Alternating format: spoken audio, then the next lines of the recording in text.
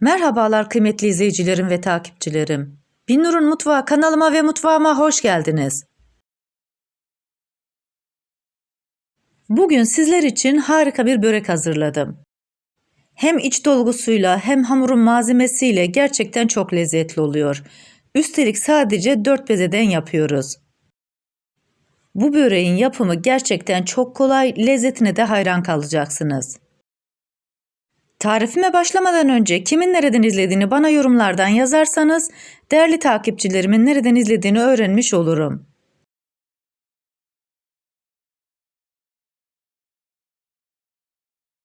Sizleri daha fazla bekletmeden bu leziz böreğin tarifine geçiyorum. Herkese iyi seyirler. İlk olarak hamurumuzu yoğurmakla başlıyoruz. Yoğurma kabının içerisine 1 su bardağı ılık su, 1 su bardağı ılık süt, yarım paket kuru mayayı ekliyorum, güzelce karıştırıyorum. Bu tarifimde 2 adet yumurta kullanıyorum. Yumurtanın aklarını hamurun içerisine koyuyorum. Sarılarını dışına sürmek için kenara ayırıyorum. Tekrar karıştırıyorum. Tarifimde 3 su bardağı un kullandım. Unu azar azar kontrollü bir şekilde ekliyorum. Bu arada tarifimi buraya kadar izleyip beğendiyseniz ve hala kanalıma abone değilseniz abone olup beğeni ve yorumlarınızla beni desteklerseniz çok sevinirim. 1 çay kaşığı tuzu ekliyorum. Unun kalan kısmını da içerisine koyuyorum.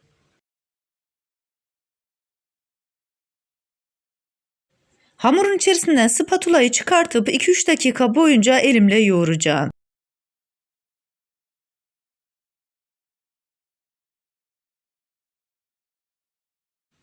Hamurumuz oldukça güzel kıvamını aldı. Daha özlü ve daha güzel hamur elde etmek için 2-3 dakikada tezgahın üzerinde yoğuracağım. Tezgahın üzerine biraz un serpiştiriyorum. Hamuru tezgahın üzerine alıyorum, 1-2 dakikada burada yoğuruyorum.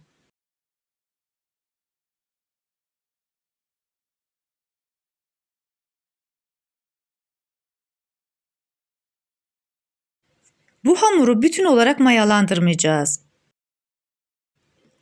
Hamuru bezeler halinde dinlendireceğim.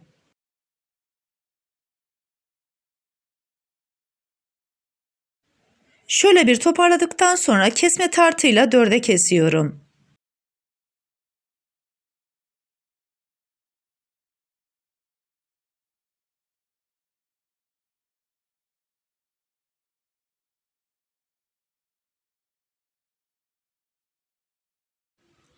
Daha sonra içeriye doğru hamuru katlayarak beze haline getiriyorum.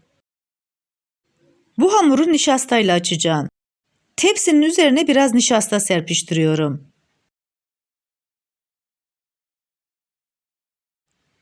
Daha sonra hazırladığım bezeleri tepsinin üzerine koyuyorum. Bu tarifimde kullanmış olduğum su bardağı ölçüsü 250 ml, çay bardağı ölçüsü ise 125 ml. Hazırladığım hamurdan 4 tane beze elde ediyorum.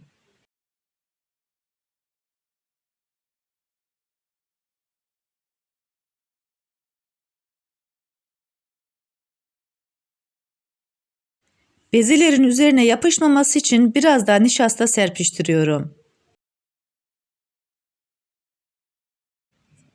Tepsiyi temiz bir poşetin içerisine geçiriyorum. Yarım saat boyunca bu şekilde dinlendiriyorum.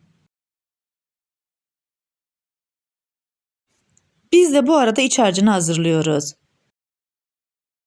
1 kilo ıspanağı güzelce yıkadım, küçük küçük doğradım. İçerisine 2 çay kaşığı tuz, 2 çay kaşığı pul biber, 1 çay kaşığı karabiberi ekliyorum. Daha sonra elimle ıspanakları sıkıştırarak güzelce karıştırıyorum. Böylelikle ıspanakların biraz daha diriliğini geçirmiş oluyoruz. Bu iç harcına koymuş olduğumuz ıspanakların sap kısmını ya da yeşil kısmını ayırmıyoruz. Bütün olarak ıspanakların hepsini doğruyoruz. İç harcımız hazır, kenara alıyoruz. 200 gram eritmiş olduğum tereyağının içerisine 1 çay bardağı sıvı yağ ekliyorum. Güzelce karıştırıp kenara alıyorum. Bezelerimiz güzel bir şekilde dinlendi.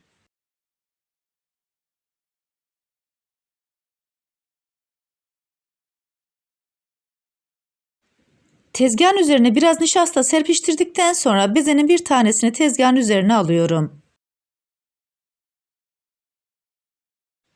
Kurumaması için diğerlerinin üzerini kapatıyorum.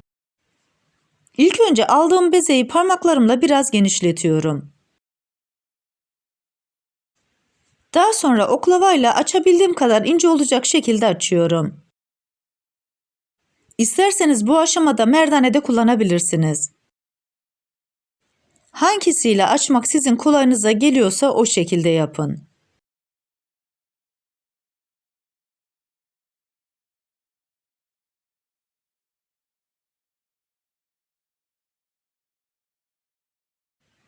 Bu arada bu börekte kullanmış olduğum bütün malzemeleri videomun altındaki açıklama kısmında ölçüleriyle birlikte paylaşıyor olacağım. İsterseniz oradan da bakıp faydalanabilirsiniz. Ben bu hamuru açarken buğday nişastası kullandım. Sizler isterseniz mısır nişastası da kullanabilirsiniz ya da unla da açabilirsiniz. Hiç fark etmez, neyle açarsanız açın, bu börek gerçekten çok lezzetli oluyor. Yufkamızı yeterince büyüklükte açtık, kenara alıyoruz. 4 yufkayı da bu şekilde açarak kenara alacağız. Sadece son açmış olduğumuz yufkayı tezgahın üzerinde bırakıyoruz.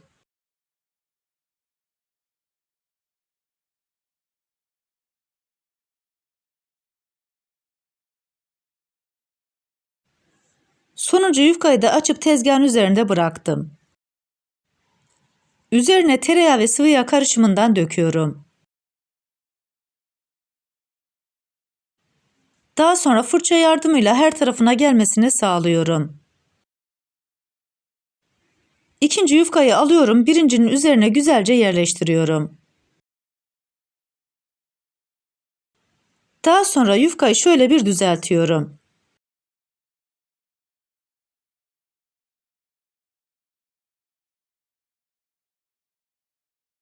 İkinci yufkanın üzerine sıvı yağ ve tereyağı karışımından döküyorum.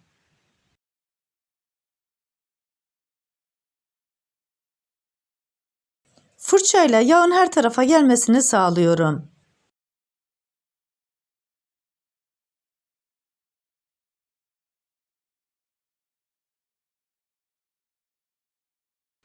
Ispanaklı iç harcını 3'e bölüyorum.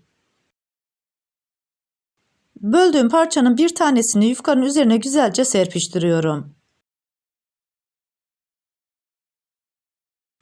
Üçüncü yufkayı alıyorum, ikincinin üzerine doğru kapatıyorum.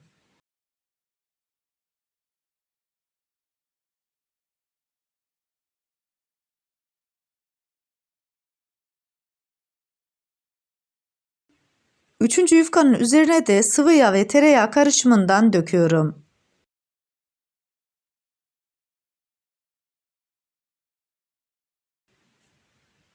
Daha sonra onun üzerine de ıspanaklı iç harcından döküyorum.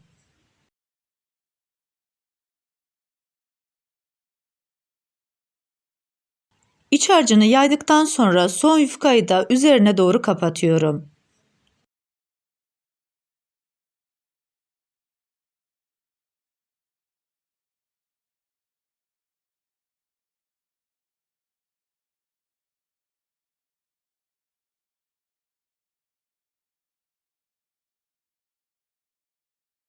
Son yufkanın da üzerini yağladıktan sonra kalan iç harcının hepsini üzerine döküyorum.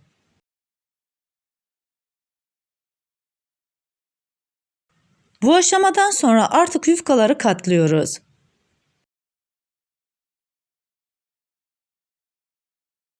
En üstteki yufkanın ucundan ortaya doğru katlıyorum.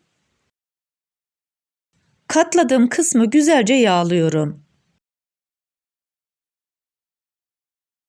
Daha sonra diğer ucu onun üzerine doğru kapatıyorum.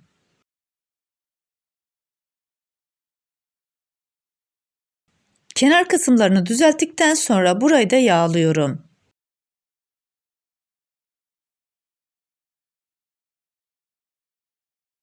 Daha sonra iki ucu da ortaya doğru katlıyorum. Burayı da yağladıktan sonra diğer ucu da onun üzerine doğru kapatıp zarf haline getiriyorum.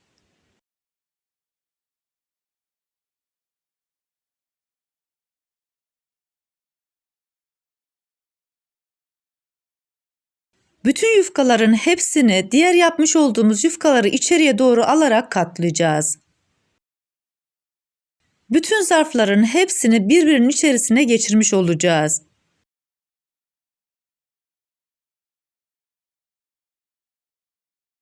Aslında yapmak çok kolay. Ben size elimden geldiğince bütün videonun aşamalarını göstermeye çalıştım. Bu arada tarifimi buraya kadar izleyip beğendiyseniz, sosyal medya hesaplarınızdan arkadaşlarınızla paylaşarak bana destek olursanız çok sevinirim. Ayrıca kanalımda birbirinden güzel diğer tariflerim var. Onlara da göz atmayı sakın unutmayın. Kalan son yufkayı da aynı diğerleri gibi aralarını yağlayarak zarf haline getiriyorum.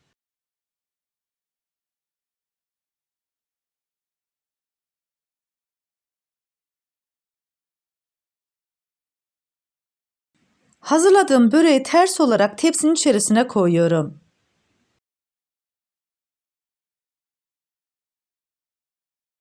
Daha sonra tepsi büyüklüğüne gelinceye kadar hamuru açıyorum.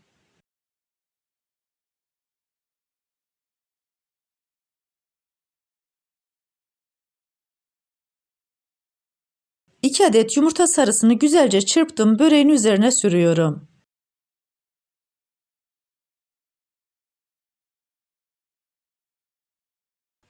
Daha sonra böreğimi güzelce kesiyorum. Böylelikle pişerken daha güzel olacak. Fırınımızı da 190 dereceye açtık. Böreğimizi sıcak fırına koyacağız.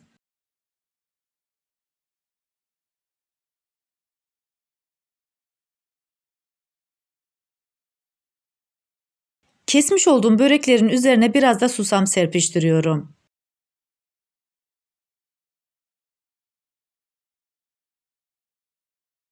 Böreklerimizi sıcak fırına götürüyoruz. 40 dakika boyunca böreğimizi pişiriyoruz. 40 dakikanın sonunda böreklerimiz harika bir şekilde pişti. İlk sıcağı çıkar çıkmaz hemen servis edeceğiz. Sizlere bir de iç dokusunu göstermek istiyorum. Altı üstü nar gibi kızardı, iç harcıyla da gerçekten çok lezzetli oldu. Çaylarınızda, günlerinizde, hafta sonu kahvaltılarınızda hazırlayabileceğiniz çok lezzetli böreğimiz hazır. Bu leziz böreğimi yapıp deneyecek olan herkese şimdiden afiyet olsun. Bir tarifimizin daha sonuna geldik. Videomu izlediğiniz için teşekkür ederim.